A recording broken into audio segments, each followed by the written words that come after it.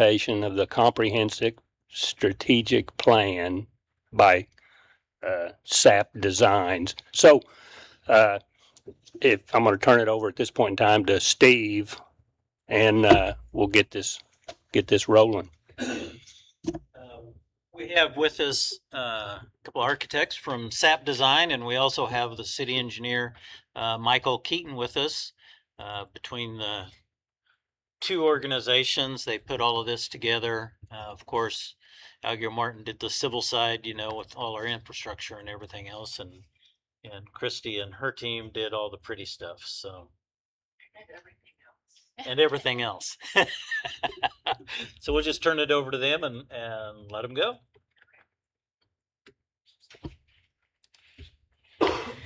Good evening.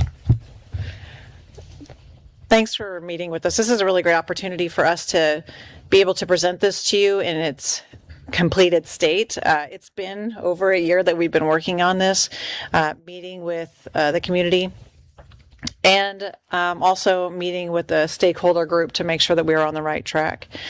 Ultimately, we wanted to bring a master plan that would give you a guidebook that would allow you, as you're beginning to make decisions, making sure you're not getting in the way of any future development or potential that the community could have, and really listening to what your citizens are asking you to provide as well. So with the this comprehensive master plan, where we were able to lace in the civil and the parks and architecture, it really does become a kind of a living, comprehensive document for you as you move forward. A master plan is a guide. It is not set in stone. It needs to be adaptable to you as your community changes. And the intent is for you to revisit this document throughout the years and see that it is on track, or that you're on track with what it had intended, and to see if maybe you need to make adjustments to it. On top of that, as much research as you will find in this document's over 150 pages long.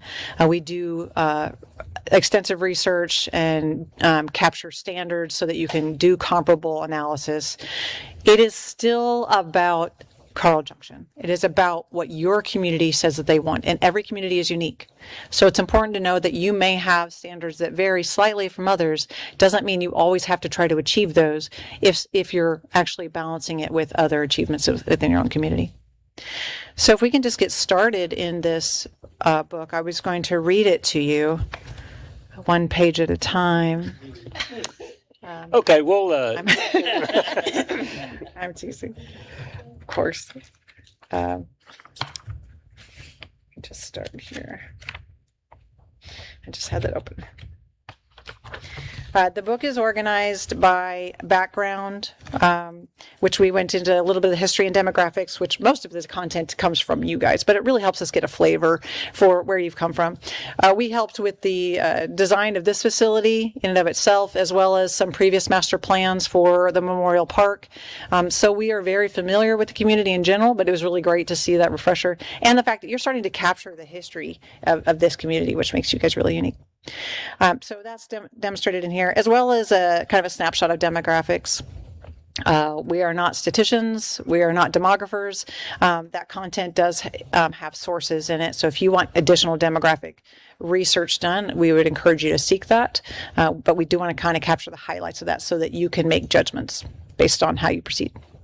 Then we go into standards and trends. That does show you how you're comparing nationally to other parks departments.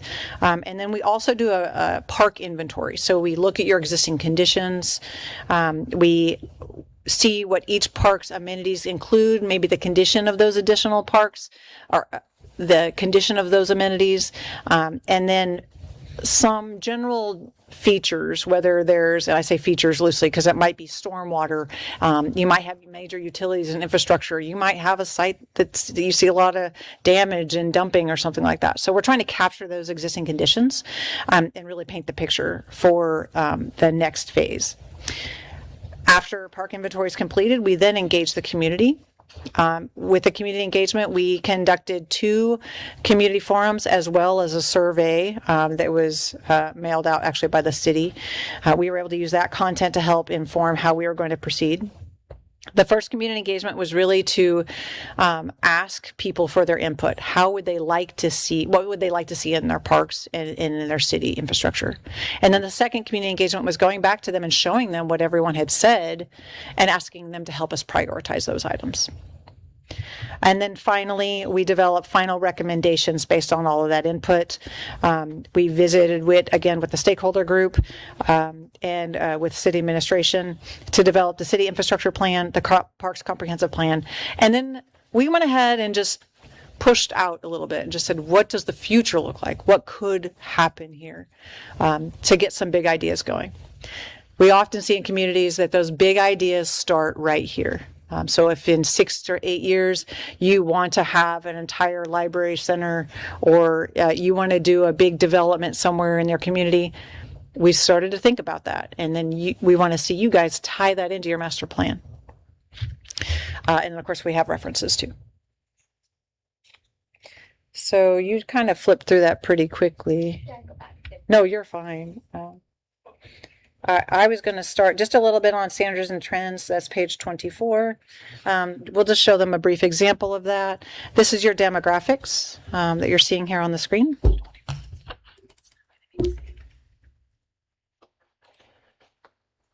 Your standards and trends will include the NRPA report. This is a voluntary report that when you put data in, the National Recreation and Parks Association will save your data and then share that with other communities. It does help you kind of gauge how other communities are providing parks amenities. It's not infrastructure so much, but the nice thing about this is once you've gone through that first initial phase, it's easier for you to update that information from year to year. After the NRPA report, that we also show you what a standard community park is, a neighborhood park, a pocket park, a specialty park, and sports complex. These are all different types of parks that you can put into your community. You should have a variety of these types of parks. A community park does have the tendency to draw from a larger area than a pocket park. You guys have a few pocket parks in your community, and obviously that's going to generally cater to a very small portion of a neighborhood. Just as an example, a specialty park might be like an aquatics park, something that is a unique regional draw because there's no other facility like that in the area. And a sports complex, that's pretty typical. You're going to see ball fields, softball, baseball, soccer. Generally, we're seeing a lot more turf. It's a lot easier to maintain over time. You can play a lot more games. You can run a lot more sports events off a turf field. So a sports complex kind of has its own special breed of park. Then we looked at an assessment for you with the compared to the NRPA, and then just looked at some development drivers and trends in general. So if you want to just flip through the standards and trends real quick, I can kind of hit on some of those. Yeah, there's that agency performance overview. This is a very good summary of those types of parks I was just talking about. This gives you an idea of the acreage, some typical amenities you might see in it, and then, of course, how far out your reach is. This goes into more detail for each of those types of parks. So, for example, this is the community park I just referenced. A neighborhood park, a little bit smaller. Pocket park, very small. And then a specialty park. There's your sports complex. And then this is the assessment. So it was interesting when we did the analysis with Carl Junction, you do have more acreage per citizen than typical communities your size. That's fantastic. A lot of that's in a floodplain, so it's a little harder for you to actually program. But the fact is you have ample green space. We just need to find a way to really maybe revitalize some of the parks that you do have and take care of those amenities. And a lot of that can be associated with the fact that most parks departments, or I guess communities your size, have fully functioning parks departments. So the fact that your community is moving forward the way it is with the administration without a parks department says a lot for the admin team you have. They're doing a really good job with very little resources. They don't have the staff to manage an entire parks department. So we would highly recommend that in the next few years you do everything you can to try to get a parks department established. Considerations and development drivers, like we're looking, whether those might be high intensity developments in your community. If you are seeking building resiliency developments, these are some drivers that may begin to inform which parks you or park priorities you take on. Keep going on. Those are examples of additional aquatics amenities that you could look at. There was a strong desire from the community. There's always a strong desire for aquatics in communities. We see that often. However, it's one of your highest costs when it comes to public amenities. A fitness center, that's also a high demand. Indoor elevated walking track, we see a lot higher health stats in communities that do have these amenities. And a community center can really offer what a fitness club can't. Larger spaces, more community-driven events, and in general, we don't see competition between fitness centers. We really see a strong collaboration, and that folks that would not normally sign up for a fitness center will start at a community center level. And then if they want to, they will end up graduating. So often we see fitness centers actually grow when you do introduce community centers that have fitness.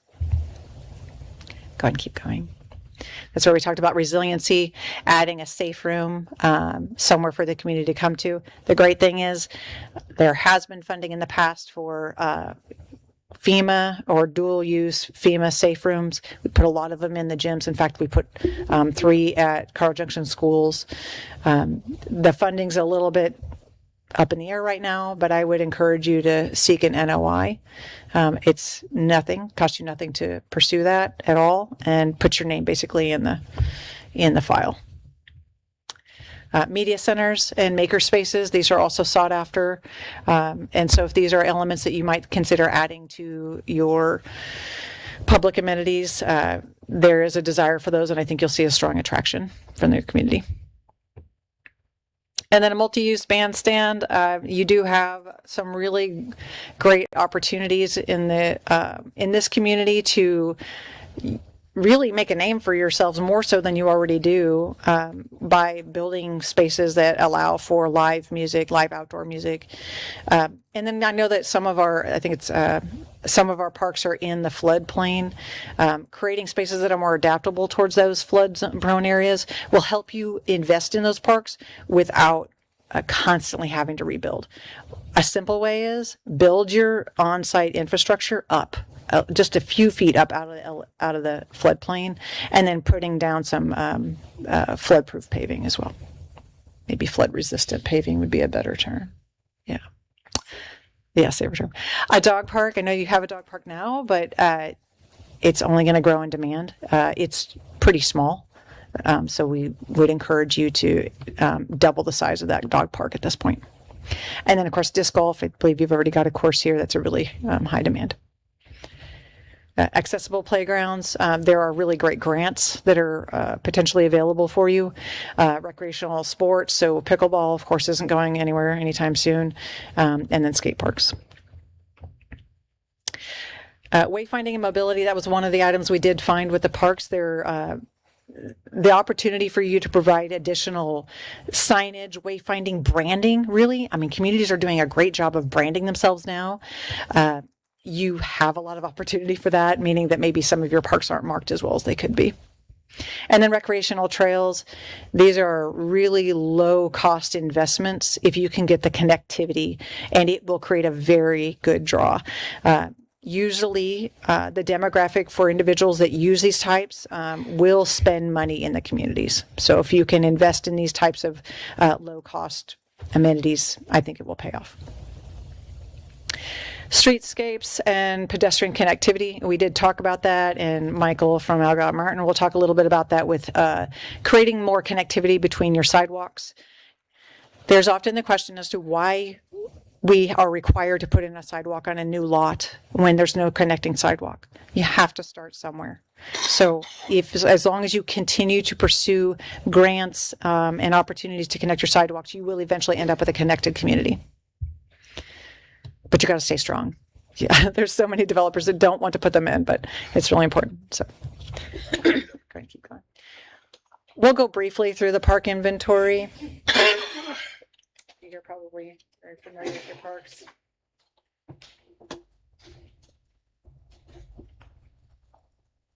the right chapter here.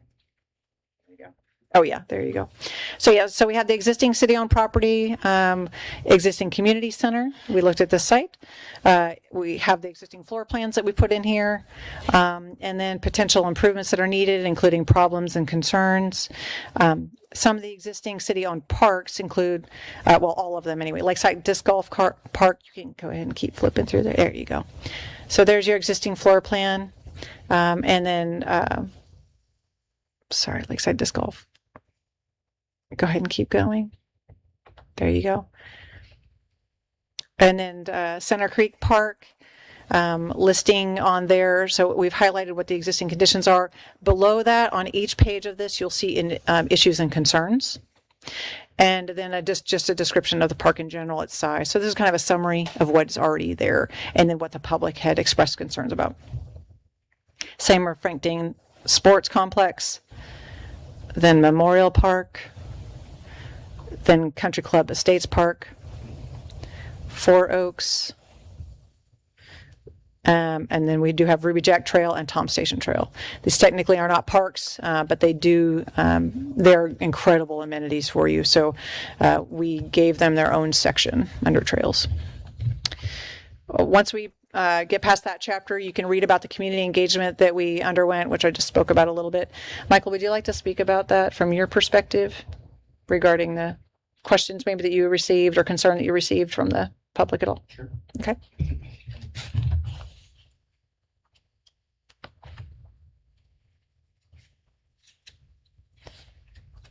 So the very first community forum that we had, there were 0 comments on utilities. So great job on our utilities, right? That's a win. Yeah, that's a win. There were several comments about streets, in particular around the high school in that area. Fur Road, Briarbrook, we've all talked about that for years now. So, most of them were one-off comments, though. And other than those 2 things, a lot of the street comments were just one-offs. You know, hey, I'd like to see this over here, or street lights, or this, that, and the other. Pretty minimal for the infrastructure side of things. Second round that we went through. Again, there was a lot of support for intersection improvements near the high school.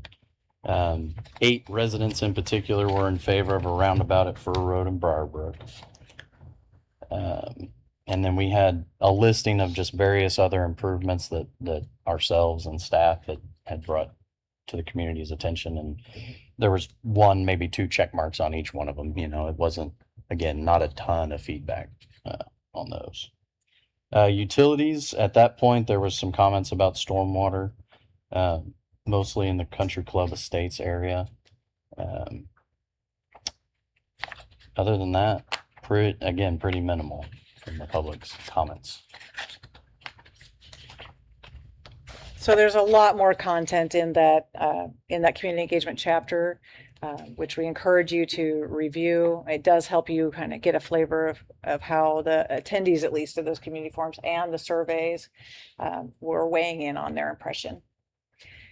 If we can go ahead and skip to I'm fine to move on to the final recommendations unless you have any questions about the community engagement. At this point, the final recommendation starts on page 90.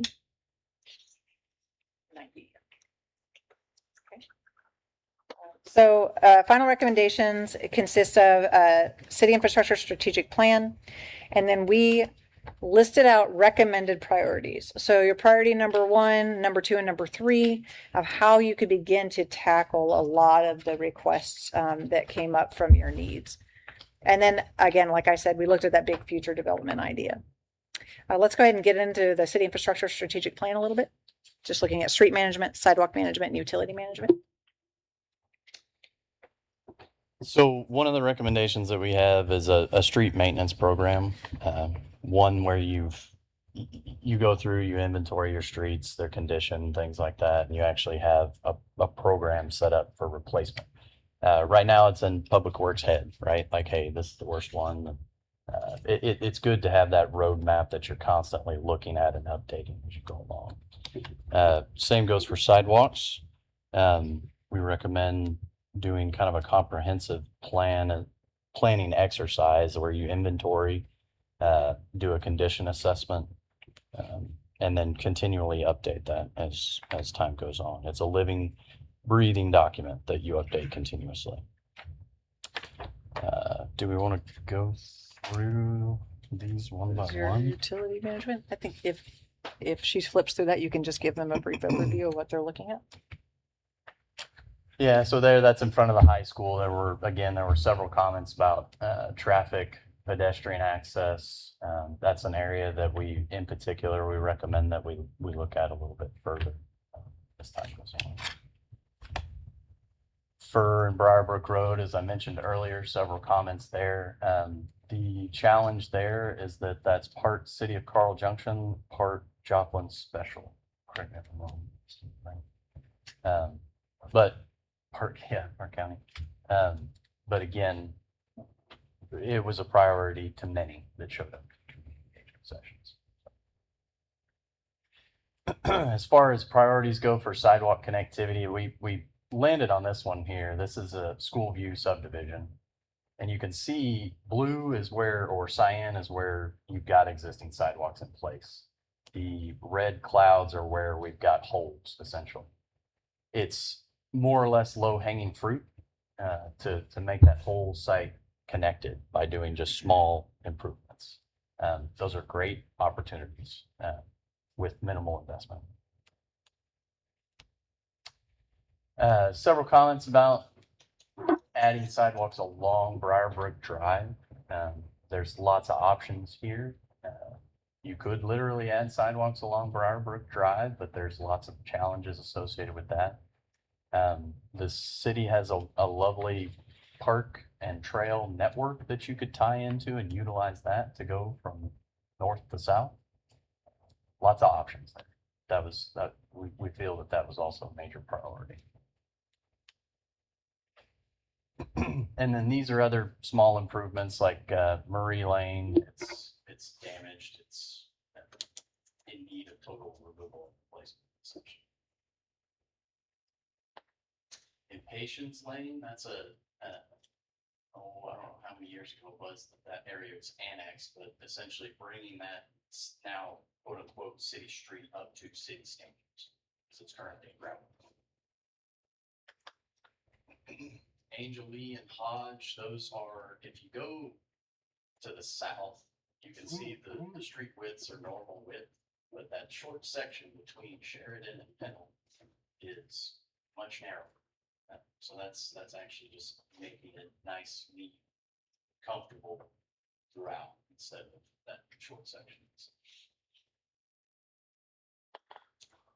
And then Hedge Drive there, you can see the gravel drive that was actually from construction, and residents just continue to use the gravel access there. So we recommend completing that street because it's clearly it shortcuts the route for a lot of folks. So they have a big way. Lone Oak is just a really narrow drive. It's got some other issues associated with it, but it's very, very narrow, and we would recommend upgrading that to city standards. Another priority is your recently constructed splash pad is adding adequate parking. Staff has indicated that parking is a concern and an issue. It's a gravel lot now, which works great if people park correctly.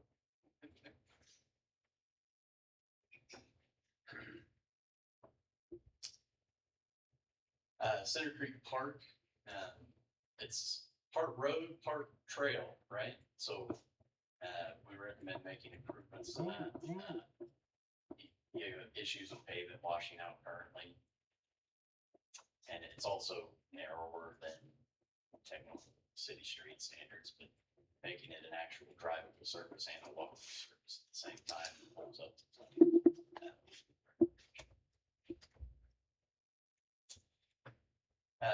as I indicated before, utilities wise, there's very little comments. Sewer and water, we already have living, breathing reports and recommendations that we follow daily, that we update all the time, discuss with staff,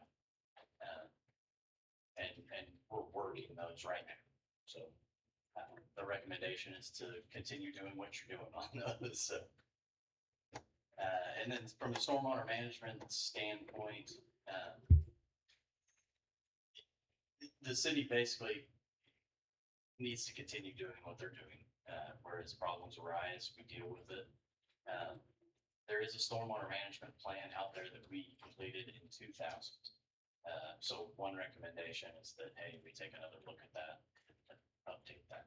It's 26 years.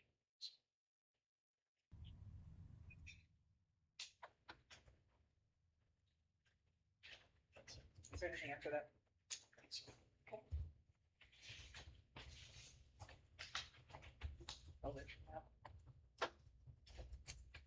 Yeah, that's just pictures. Oh, stormwater. Currently, we're working on the downtown stormwater project. This is ARPA money that you all are utilizing for us to complete the design of the project. A recommendation is to find funding for construction and move forward with construction.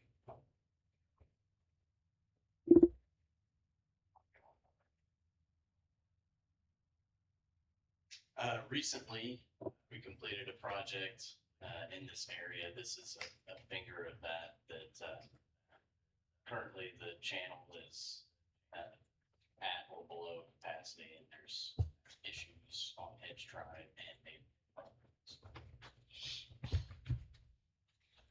Okay. Ethan and I are going to go over the priorities and phases of the final recommendations for the parks infrastructure. So overall, we did break this into 3 priority phases. This is completely contingent upon your available funding. So if you get grants, obviously those items jump to the forefront. The reason we look at prioritizing this is because there were several large scale projects that will take the majority of your available bonding capacity if you did seek to reach out to the public for their support. So based on the feedback we received from the community, based on how many of your citizens would be affected by each of these moves, that's what helped prioritize these items. And also whether or not if you had an amenity, but it wasn't necessarily the best amenity versus having no amenity whatsoever. So in priority 1, when we looked at that, we looked at immediate improvements plus the Parks Department, which I had mentioned earlier. Immediate improvements are, I guess, a combination of several items. Also park trail system, really creating that connectivity, and then the community center addition. Priority number 2, the Center Creek and sports complex. So developing a new sports complex, refurbishing the old sports complex at Center Creek, and then providing citywide park modernization. So that would be a little bit more comprehensive than just immediate improvements. Within Center Creek, providing new pavilions and that bandstand, which we showed you earlier, and then providing really good community creek access. So you have a really nice tourist attraction right there, actually, with the creek. There's a good opportunity for the public to be able to interact with the creek a little bit more, but the access, obviously, due to flooding, is very difficult to maintain. So providing some kind of creek access that might be low maintenance, that would allow folks to interact with that would be really good. And then priority number 3, again, that aquatic element is still going to be really a high desire in the community. You do have a lot of other needs first, so that's why it ended up as a number 3. Looking at Memorial Park, Michael just talked about providing a new parking lot in that area, but also enhancing Memorial Park with an outdoor aquatics complex. So expanding the splash pad, overhauling the park to give it its own identity, and adding that aquatics element here closer to the core of your community will eventually provide what the community is asking for. We understand that you do have a pool at Center Creek, but due to the age of that pool, difficulty in access, it's very difficult for people to walk to that park. And just the site in general doesn't really suit an aquatics amenity to be in that location. And then, of course, we look at future development as well.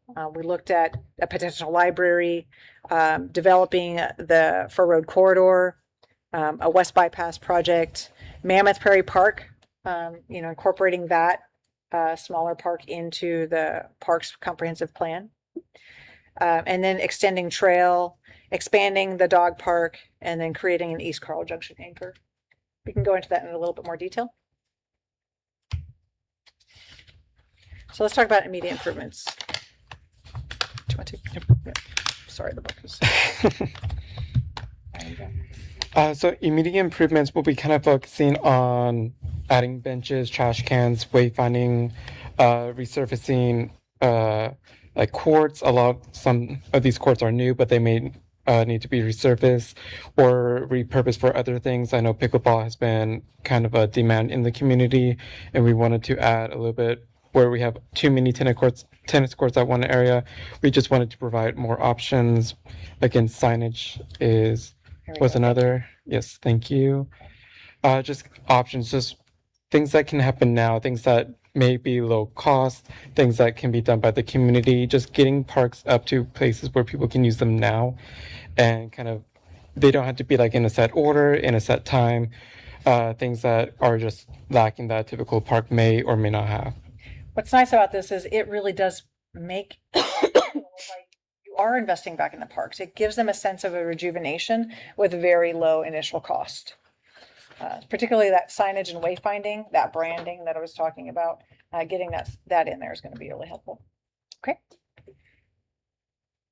Keep going.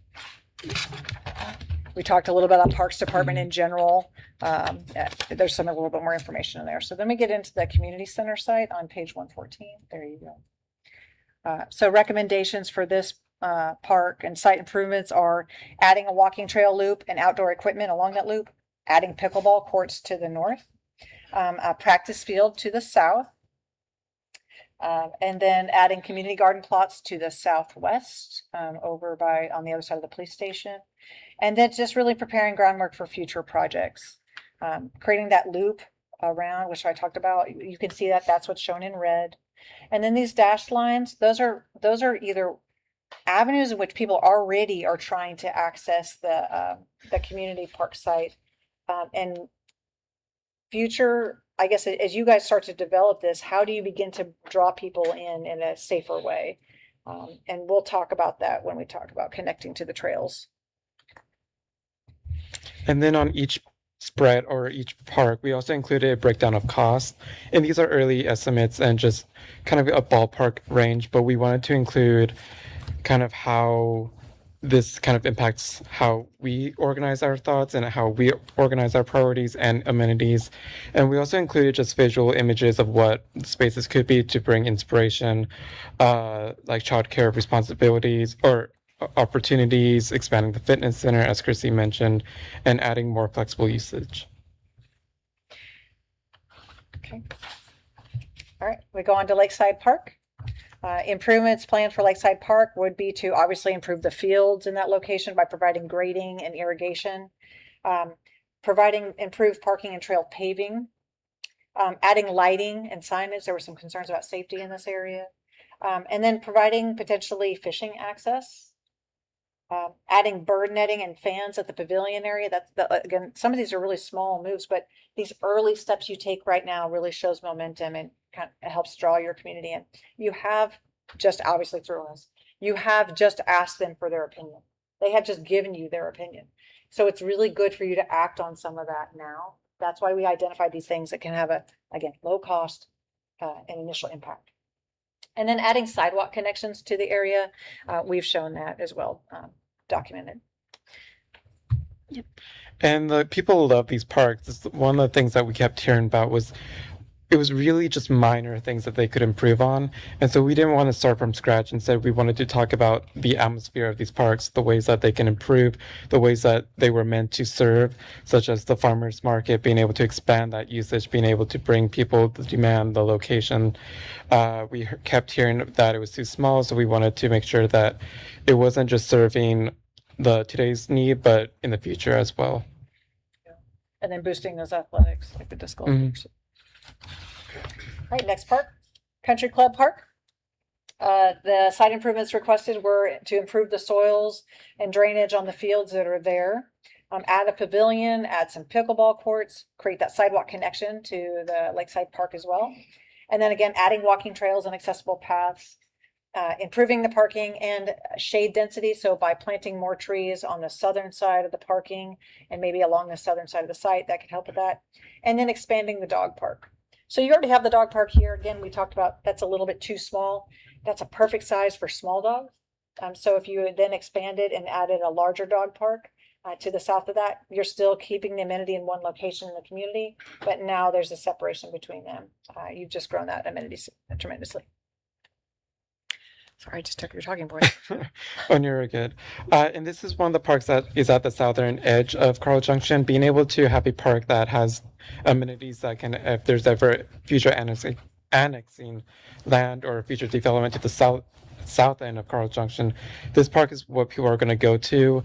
And before we had a map of showing where parks are around Carl Junction, having this park being at the southern edge is really a pivotal moment and being a perfect opportunity for just having those stewardships. It's people who actually want to go to the park, and they do. It's just having these small improvements to showcase that. Okay, we go into Four Oaks Park. Four Oaks Park, this is a pocket park. I talked about that before. This is a very small park nestled into a neighborhood down a street. So really all that is needed here is an accessible pathway to the play equipment, adding a couple of dedicated parking stalls, and then maybe consolidating the playground to create a little bit more density. And overall, you could implement universal design playground equipment on this park. Is there anything over here? Okay. We can go on to Center Creek Park. Center Creek Park was a little bit more challenging, a little bit more cost associated with improvements on this location, but also there's a lot of opportunities down here too. Because Center Creek really becomes the equivalent of a Grand Canyon divide between the north side of Carl Junction and the south side of Carl Junction, this is your chance to draw the community together in this location. Some of the site improvements were to close and demolish the existing outdoor pool. I realize that may be very controversial, but overall, the cost to maintain it at some point no longer justifies keeping it open. And at this point, it would behoove you to invest in future aquatics in the community in a different way. Add pavilion at the pool and the picnic area, improve the existing pavilion and the restrooms, provide a new amphitheater and bandstand. And then this site would suit you well to add maybe a beginner's disc golf course, already creating that kind of excitement or I guess continuity in your community. And then walking trails and to connect bridges to Tom Station Trail as well. The resurfacing of the pickleball courts and adding back tennis courts, that could happen now. And then just in general, improving the parking and accessibility here. And then as Michael has said, pave and widen some of the existing trails in here. Is there anything here in general? There's another spread. All right. Oh yes, there's an enlarged plan. So if you go on to the next page, keeping that family atmosphere. Those are kind of an increase. And we just wanted to just emphasize the usage of this park, having the Bluegrass Festival, making sure that that can still remain, and as it keeps growing, having additional kind of utilizing the land a little bit better, making sure that there's live music, electricity for vans, being able to have that access to Center Creek, but also to the neighborhoods it's surrounding by, instead of cutting completely off. It does have a trail that leads to Frank Dean Sports Complex, but having a west to east kind of corridor was one of the things that we kind of recommended, something that could connect those new developments to these prize parks. Let me go on to Memorial Park. This is, it's a pretty highly programmed park. Improvements in this area, which you guys have already made a lot of improvements to this park just over the years, but this one in general, this is where we really identified that location for future outdoor aquatics. Improving that parking, that would be step one, priority one. And then improving the existing pavilions and restrooms, and then adding a pavilion at the splash pad. I think you would get a lot more families that are drawn to that area by providing that pavilion. Adding those walking trails, you'll see that every time, and accessible pathways. That helps your kids, your families, your seniors, everyone navigate their way through your community without having to get into a car. Right, so that just creates a little bit more of a more peaceful community, and gets folks to interact with one another in a healthy way. And then, yeah. Let's talk the aquatics on this a little bit. What it's we're talking. There's 2 pools in there. Can you give a little? Is there? There's of course the splash pad that's already there, but I'm seeing a couple of pools. Are we talking standard 8-foot deep regular swimming pools, and is the other one a kiddie pool? We would do a leisure pool. I would recommend a leisure pool and a lap lean pool. Now you can combine them. It would be most a 25-meter or 25-yard lap pool. That will range between 3.5 and 4 feet in depth. If you wanted a dive well in there, we did show a dive well, and that is the portion of the leisure pool that comes down here. It's got the 2 diving boards on it. That is separate from the lap pool, but you could make it part of the lap pool if you wanted that portion of the pool to be deeper.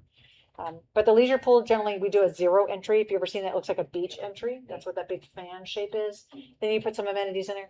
This by no means has been designed at all. Okay. And you could combine it as one water system, which would cut down on the number of pumps you have. It's up to you, and it really comes down to your finances and how you want to operate the pool. That's a really great park, I think. I mean, nice area. Yeah. So Okay. these are pretty kind of tucked in here.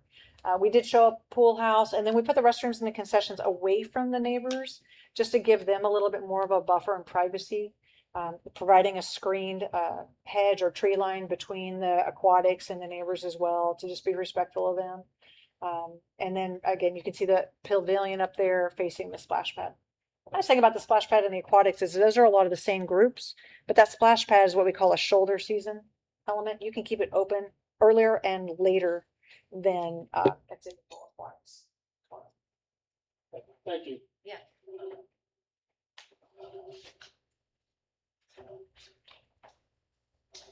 We did an enlarged plan of the Memorial Park for your use, and then just some images. All right, getting into Frank Dean Sports Complex.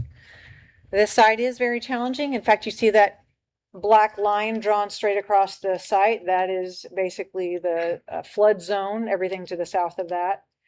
So knowing that, we would encourage you to invest north of that line when you get the opportunity, or provide resilient structures. So raise or elevate up your concession stand. Maybe create a really cool elevated deck. Or you take basically an obstacle and create an opportunity by creating this really cool outdoor space that is up and out of the floodplain. Doesn't have to be replaced all the time. Water comes in, floods underneath it, goes away. It's fine.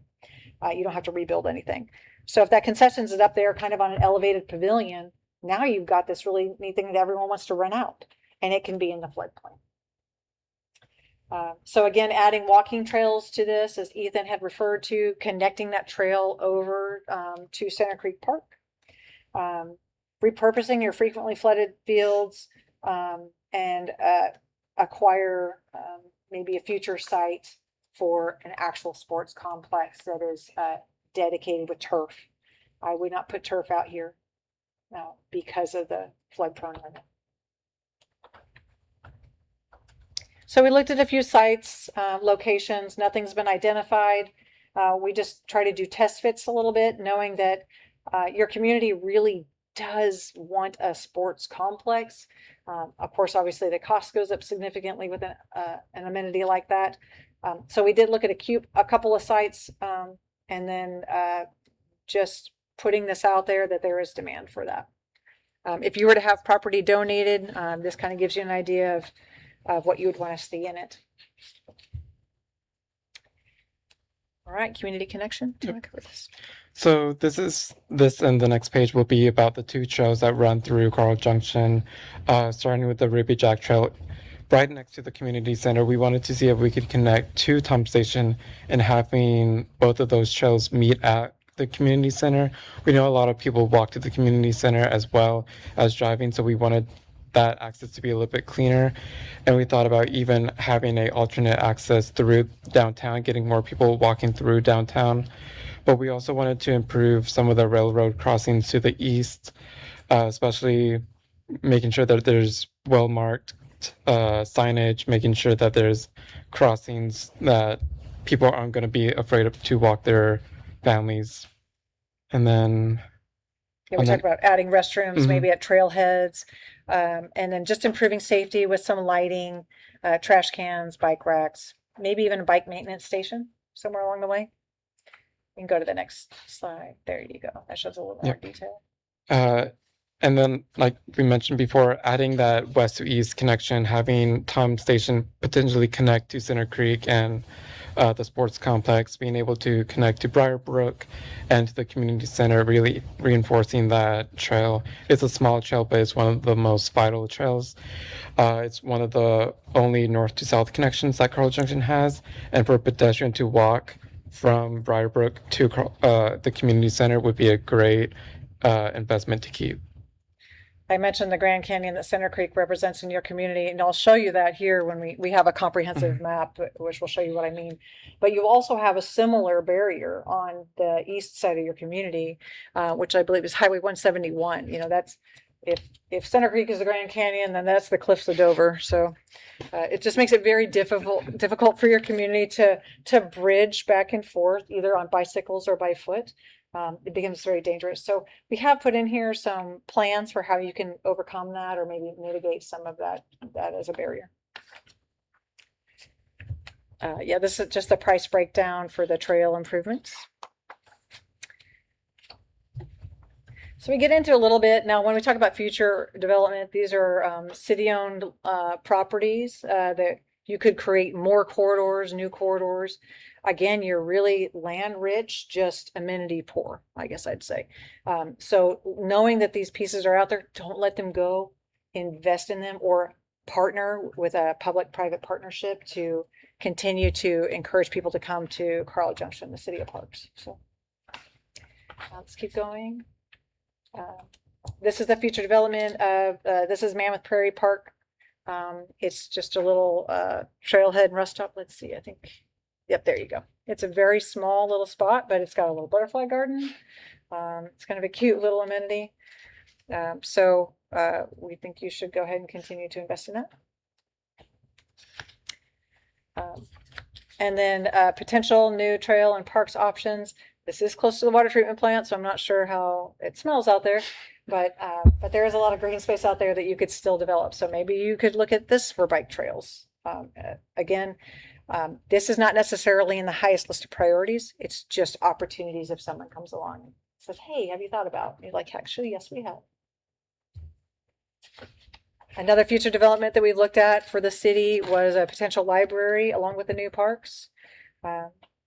We've looked at just potential opportunities to renovate. Well, we've done this, this is years ago. We actually looked at renovating the facility next to us here into a small library hub, kind of giving it a facelift and creating that draw down here in the downtown area. And then maybe somewhere else in the park, in the community, if a space opened up, it'd be a really good opportunity to bring the library to Carl Junction with their own dedicated space, basically. Childcare, that's a really high need in a lot of communities. If you were able to develop a partnership with maybe a property owner already, that could be a really good amenity. Parks departments do help with that, right? You can do summer kids programs. You can offer drop-in tot care. But again, once you get that parks department up and running, they might be able to take that on. And then we know that there's additional maybe 30 acres of potential development. We just looked at a few renderings to show what that could develop into. You know, if you wanted to go full park here, or there was a big drive to try to put aquatics out there, this is just an idea to show you how space would lay out. If the pool doesn't work there, you could definitely see how you could put retail in that same location. that kind of gives you that idea right there.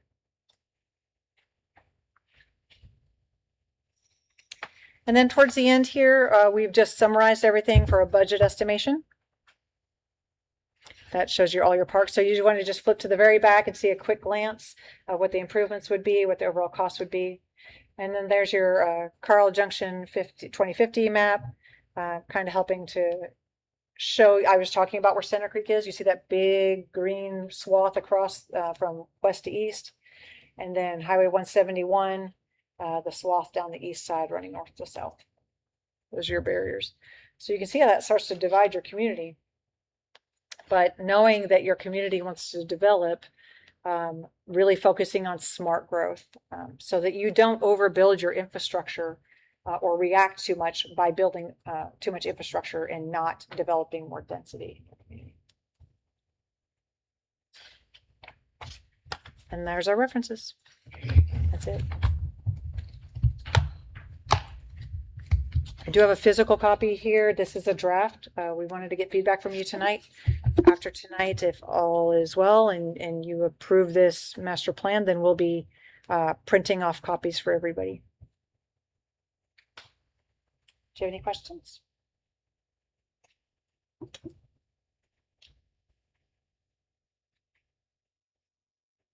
I don't really have any questions. The only thing I was gonna say, at Lakeside, we did put in some ceiling fans and we enclosed that roof, so that's Oh, one thing look at that. We're already on. Yeah. Okay, can't go back now. Yeah. Can't say no. I don't know about other trails, but on Ruby Jack, there's a couple of benches along the way. And I'd like to see more of those on the parks that we have control over. For old people, that's a nice feature. You can sit down and rest for a minute. No, that's a good point. And that's why that was priority number one. Trying to get those smaller amenities into throughout the community. I don't necessarily have any questions. I think for me, it's get a chance to look at the 150 pages, and I think you've done a good job of putting this together. It gives us a lot of things to think about and what we want to prioritize and what we can afford to do in steps as we go along. But I appreciate you coming out, giving this. It's been very good.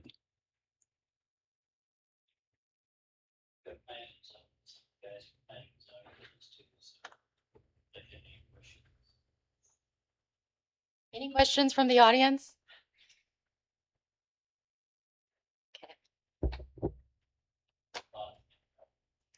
We do. The only time crunch, I guess is what you'd call it, is our bonding. When we go out for bonding on things, the bond on this building pays off in 2028. I think May, if I remember right, but that might not be right. Anyway, 2028. So if we wanted to extend that bond, either as a no tax increase or, depending on what we decide, a small tax increase. That's really the only time frame that we have that is pushing us forward to do things, is that one. We have capacity for about 26 million.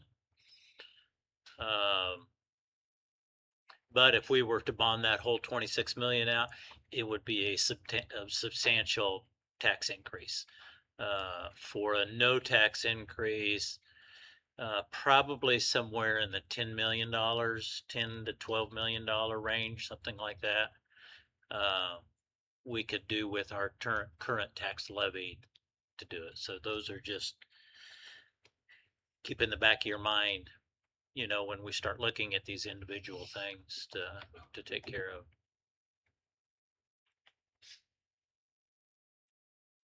Yes, ma'am. It would be really nice if the volume of the speakers and council members and everyone would be a little up. I saw other people frowning as much as I was to hear what was being said.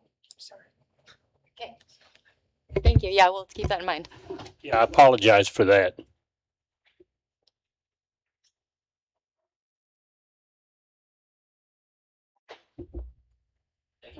Yes, of course. I do have a draft copy here, if anyone would like to look at it or.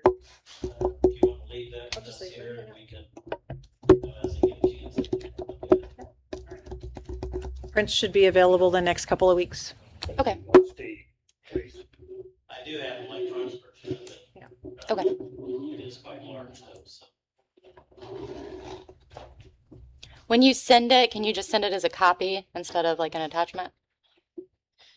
How did you say? It's a link. It's Okay. just a link, so. Okay.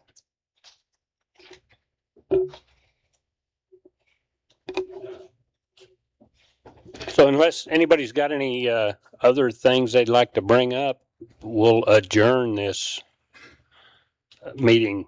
I just have one question. So how long do we have you at our disposal now? So now that you're finished with the plan, can we come to you with questions, or are you like cutting us off? I haven't cut Steve off in 10 years. Okay. Okay, thank you very much. That's all I had. Okay, then I think we're done. Yep. Okay, appreciate it. Appreciate everybody, all the community interest, and thank you